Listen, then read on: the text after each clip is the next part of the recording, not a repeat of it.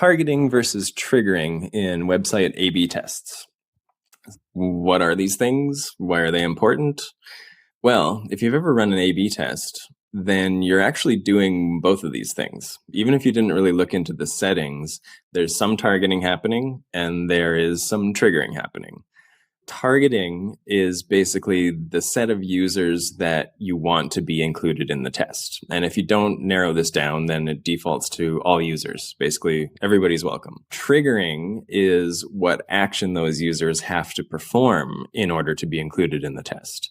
And this is what actually starts the test. Now, by default, that would just be a page visit. If you're running a homepage test, as soon as a user lands on the homepage, then that's what starts the test.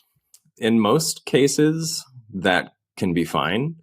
But think about the case where your changes on the homepage are pretty far down the page, so only 20% of users actually get there. Then if the test is just triggered based on the page visit, then that means most of the people in the variant didn't actually see the change at all. So you basically have people bucketed in variant who are getting a control experience.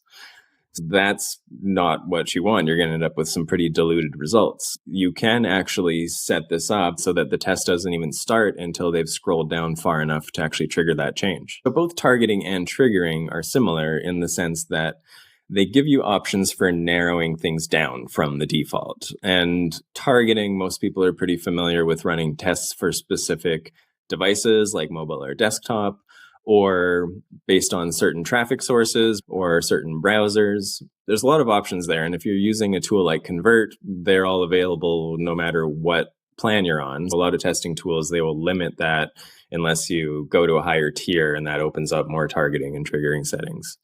So there's a bit more complexity involved in setting some of these things up, but both can be good things to play around with if you want to get a cleaner separation between control experience and variant experience, or you need to narrow down who is actually included in this test so that it's more relevant for the purpose of the test.